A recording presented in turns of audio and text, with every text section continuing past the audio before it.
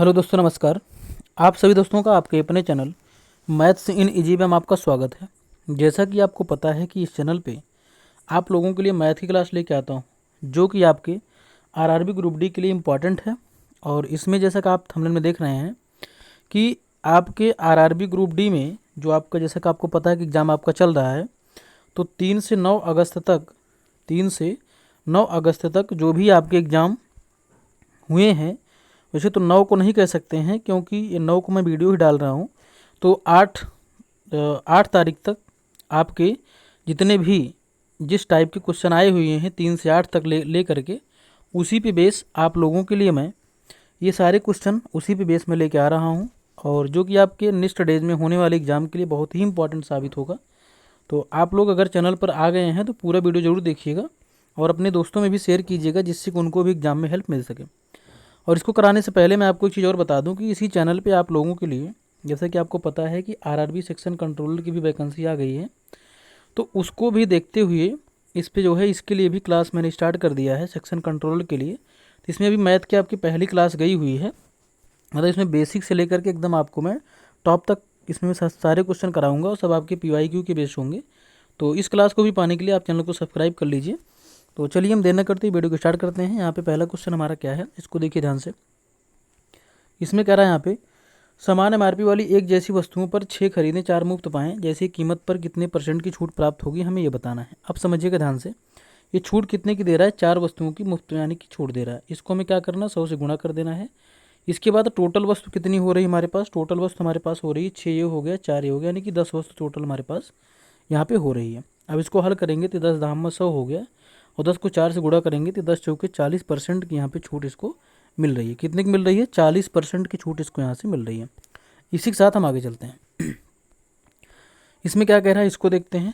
इसमें कह रहा है, स्मृति 21 किलोमीटर प्रति घंटे की चाल से एक शॉपिंग मॉल जाती है और 69 किलोमीटर प्रति घंटे की चाल से वापस आ जाती है।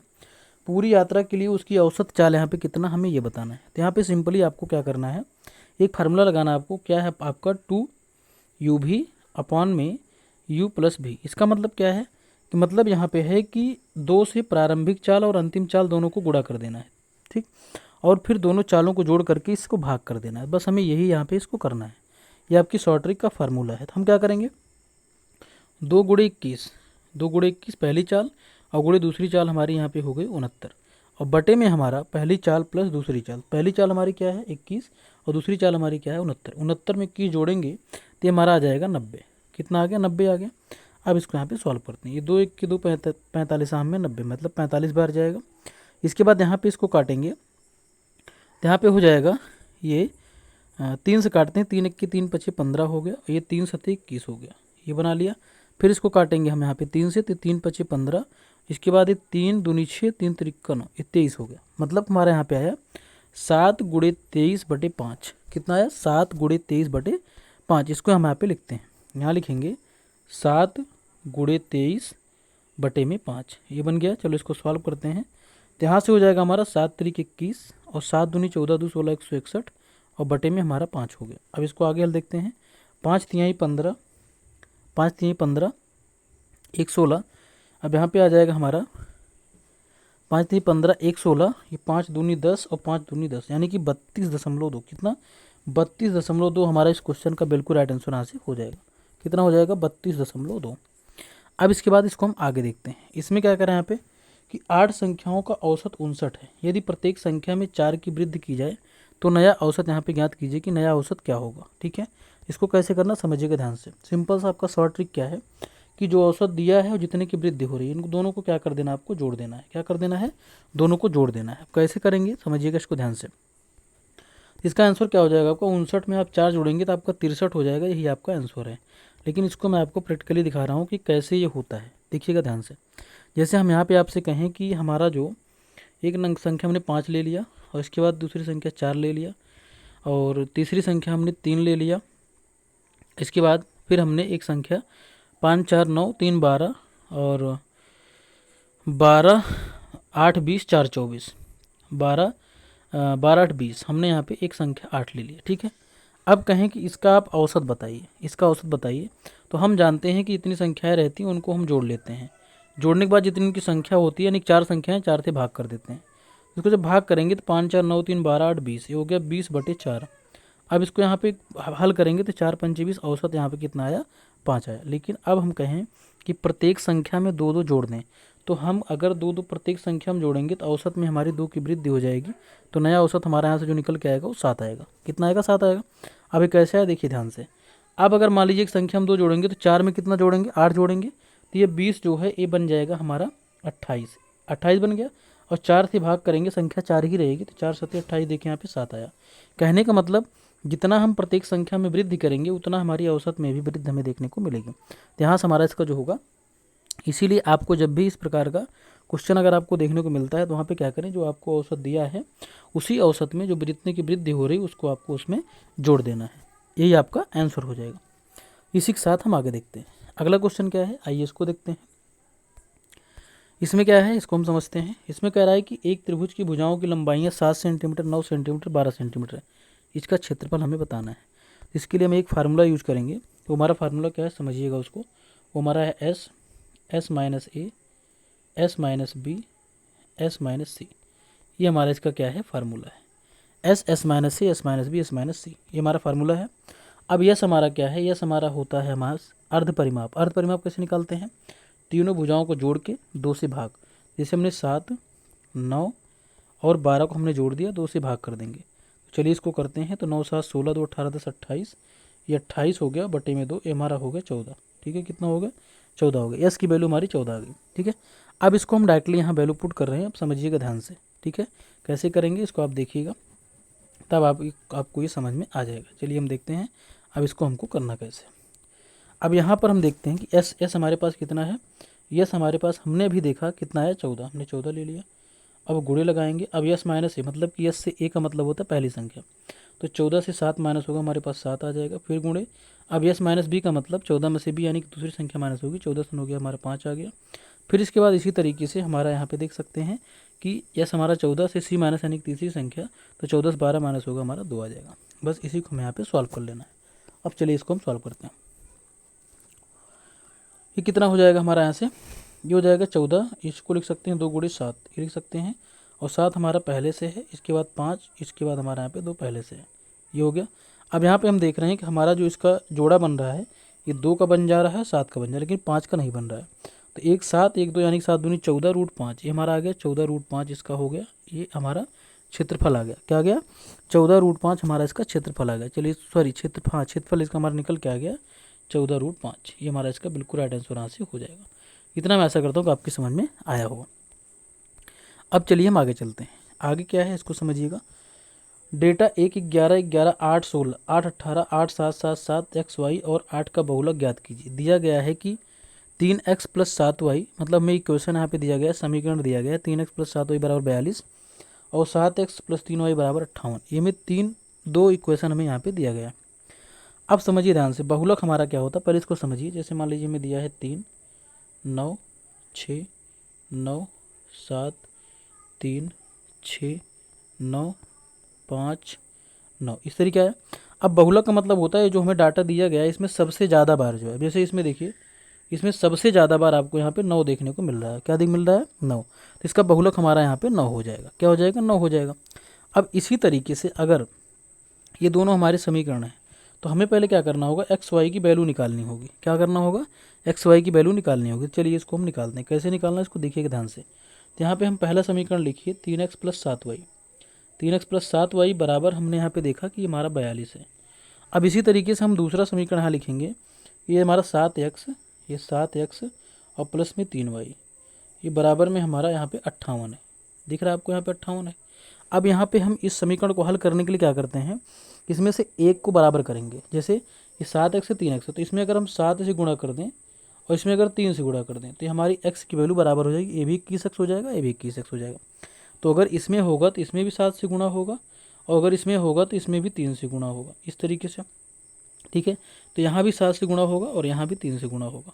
ठीक, अब चलिए इसको हम यहाँ पे नया इक्वेशन यहाँ पे लिखते हैं। नया इक्वेशन क्या बनेगा, देखिए ये हो गया 7 × 21x, ये बन गया 21x, और फिर प्लस में ये बन गया 7 7 49y, 49y बन गया, और बराबर हमारे पास हो जाएगा 7 दूनी 14 और 7 चौक 28 से 29, ये हमारा 294 हो गया। ठीक है, अब इसी तरीके से दूसरा इक्वेशन लिखना है। 3 से गुणा करेंगे, 3 7 21x हो गया, और फिर इसके बाद प्लस में ये 3 तरीक का 9y हो गया, और फिर बराबर में 3 से गुणा करेंगे, 3 8 24 और 3 5 15 2 17 यानी कि 174 हो गया। ठीक है, अब चलिए इसको हम आगे सॉल्व करते हैं। इसको हम यहाँ पे करते हैं इरेज। ठीक है, इरेज करने के बाद फिर इसको हम सॉल्व करते हैं। अब देखिए ध्यान से, अब यहाँ पे हम क्या करेंगे, इन दोनों इक्वेशन को कर लेंगे माइनस। माइनस करने का मतलब क्या होता है कि दोनों के चिन्ह को बदलेंगे, ये 21 से माइनस हो जाएगा, प्लस ये माइनस हो जाएगा, माइनस है, ये हो गया कैंसिल। अब 49 से 9 जाएगा, हमारे पास आ जाएगा 40y, ये 40y के बराबर। अब इसी तरीके से 294 से 174 माइनस करेंगे तो 4 से 4 गया 0 और 9 से 7 गया 2 और 2 से 1 गया 1, 120 आ गया। अब इसको यहाँ से हल करेंगे तो 40 3 या 120, y का मान हमारे पास यहाँ पे निकल के आ गया 3। कितना आ गया? 3 आ गया। अब अगर y का मान हमारे पास 3 आ चुका है, समझिएगा ध्यान से, अगर y का मान 3 आ चुका है तो इसको हम यहाँ पे लिखते हैं y का मान 3 हो गया। अब इस y के मान को चाहे हम इसमें रख दें चाहे इसमें रख दें, दोनों से हम x का मान निकाल सकते हैं। तो हम यहाँ पे लिखिए 3x और प्लस में y का मान 3 आया है तो 7y है, तो इसको हम 7 गुणे 3 लिख सकते हैं, और बराबर में हमारे पास यहाँ पे हो जाएगा 42। ये हो गया। अब इसको सॉल्व करते हैं दागे, तो ये हो जाएगा हमारा 3x और ये 7 तरीके 21 हो गया, 21 और बराबर में 42।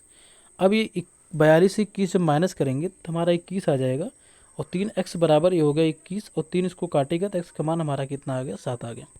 मतलब हमारा x का मान 7, y का मान 3, x का मान 7, y का मान 3, कितना? x का मान 7 आ गया और y का मान हमारा यहाँ पे 3 आ गया। ठीक है, अब यहाँ पे हम देख सकते हैं कि सबसे ज़्यादा बार संख्या जो हमारी आई है वो हमारा आया है 7। यहाँ पे देख सकते हैं 3 और 1 4 बार आया है, और 3 हमारा केवल यही एक ही बार दिख रहा है, तो इसलिए हमारा जो बहुलक होगा यही x वाली संख्या हमारी इसका बहुलक यहाँ पे हो जाएगी, मतलब कि 7 इसका बिल्कुल राइट आंसर यहाँ से हो जाएगा। इसी के साथ हम आगे चलते हैं। अगला क्वेश्चन क्या है, इसको देखते हैं। यहाँ पे कह रहा है कि ए और बी मिलकर किसी कार्य को 6 दिनों में कर सकते हैं, बी अकेले उसी कार्य को 9 दिनों में कर सकता है, ए अकेले उसी कार्य का दोगुना करने में कितना समय लेगा। पहले तो हम निकाले कि उसी काम को ए करने में कितना समय लेगा। तो जैसे देखिए ए प्लस बी मिल करके काम कर रहे हैं 6 दिन में, तो इसको हम 1/6 लिखेंगे, और बी अकेले उसी काम को 9 दिन में करा तो इसको हम लिखेंगे 1/9। ठीक है, अब जब इससे इसको माइनस कर देंगे, यानी कि 1/6 से 1/9 माइनस कर देंगे, तो यहाँ पे हमारा जो निकल के आएगा ये ए वाली वैल्यू यहाँ पे निकल के आ जाएगी, ए कितने दिन में करेगा। चलिए इसको करते हैं। अब इसे जब लासा निकालेंगे ये 18 आ जाएगा, और 6 तरीक 18, 3 और 9 दूनी 18 2, 3 से 2 गया 1/18, यानी कि 18 दिन में करेगा। कितने? 18। इसका रेसिप्रोकल करके हम वैल्यू लेते हैं, तो अगर एक पूरा काम करने में 18 दिन ले रहा है, समझिएगा ध्यान से, अगर एक पूरा काम करने के लिए 18 दिन ले रहा है, ठीक है, अब ये कह रहा है कि इसका दोगुना, तो अगर ये दोगुना काम करेगा दोगुना समय भी लेगा, तो यानी कि 18 दूना 36 दिन लेगा। कितना देगा? 36 दिन लेगा। ये पूरा जो है उसी का दोगुना काम करने के लिए 36 दिन का समय ले लेगा। इसी के साथ हम आगे चलते हैं। आगे क्वेश्चन क्या है, ये हमारा लिखा हुआ है 7 की घात 5 गुणे 7√7 भागे 7 की घात -5/2 बराबर 7 की घात 2x + 3। तो इसमें मैं आपको पहले एक चीज़ समझाऊंगा, उसको समझिएगा, फिर उसके बाद इसको हम करेंगे। जैसे देखिए, हम अगर यहाँ पे लिख दें 2, क्या लिख दें? 2, और यहाँ पे लिख दें 32, और बराबर लिख दें 2 और 2x + 5, ऐसे लिख दें। ठीक है, तो हम कह सकते हैं कि जब बराबर के बाद आधार समान है, आधार अगर समान है तो घात को भी हम समान ले सकते हैं, यानी कि इसको हम लिख सकते हैं 2x + 5 बराबर 32। ठीक है, अब यहाँ से हल करके हम x का मान निकाल सकते हैं, x का मान निकाल सकते हैं। तो इसी तरीके से यहाँ पर पहले हमें क्या करना है, इसको 7 के घात के रूप में हमें इसको तोड़ना है। क्या करना है?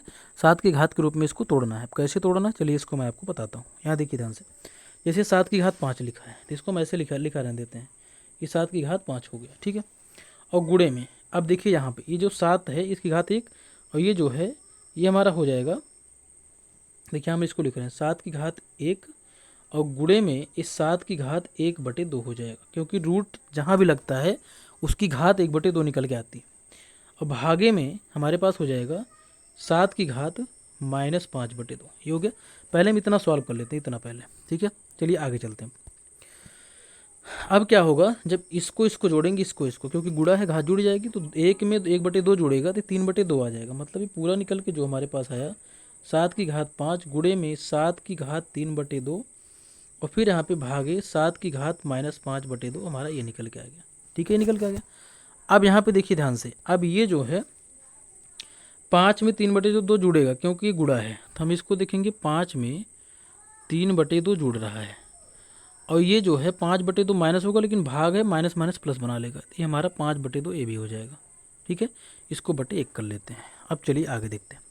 2 1 1 का लासा हमारा 2 हो जाएगा, 1 2 2 5 दूनी 10, प्लस 2 1 के 2 3, प्लस 2 1 के 2 5, 10 3 13 5 18, ये 18/2 आ गया, और ये 2 9 18। कहने का मतलब ये पूरे की वैल्यू जो निकल के आई हमारी 7 की घात कितना आ गई, 9 आ गई। कितना आ गई, ये 7 की घात 9 निकल के यहाँ पे आ गई। अब इसको हम सीधा लिखते हैं, समझिएगा ध्यान से। अब इसको हम डायरेक्टली लिख सकते हैं कि 7 की घात 9, क्या लिख सकते हैं, 7 की घात 9 बराबर ये 7 की घात 2x + 3 लिख सकते हैं। अब जिस फॉर्म में मैंने आपको बताया था उस फॉर्म में हमारा एक कन्वर्ट हो चुका है। अब यहाँ पे जो 2x + 3 है बराबर 9 के हो जाएगा, तो इसको हम लिखेंगे 2x + 3 बराबर 9। कितना हो गया, 9। अब इसको सॉल्व करते हैं तो ये हो जाएगा, 3 जाके इधर माइनस करेगा, 9 से 3 गया 6, तो x बराबर 6 कैंसिल करेगा, तो x की वैल्यू हमारे यहाँ पे निकल के आ गई 3। कितना आ गई, 3 हमारा इस क्वेश्चन का बिल्कुल राइट आंसर यहाँ से हो जाएगा। तो दोस्तों आज के लिए इतना ही। तो अगर आप लोग चैनल पर नए हैं और अभी तक सब्सक्राइब नहीं किए जरूर कर लें, जिससे कि आपको आने वाली सारी वीडियो मिलती रहे। नमस्कार।